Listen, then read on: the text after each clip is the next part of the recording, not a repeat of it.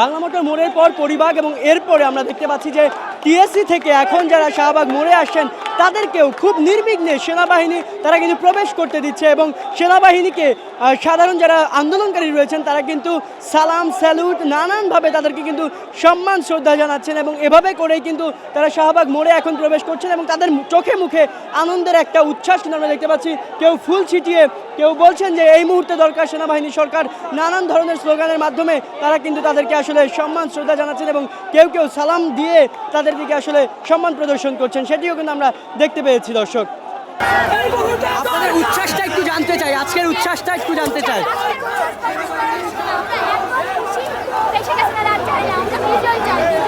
এখনো পর্যন্ত সেনাপ্রধানের বক্তব্য আসেনি, তারপরেও আপনারা উচ্ছ্বাস করছেন। সেনাবাহিনী তারা আপনাদেরকে নির্বিঘ্নে আসতে দিচ্ছে শাহবাগে, এটাই কি আসলে বিজয়ের কোনো পূর্বাভাস দেখছেন কিনা?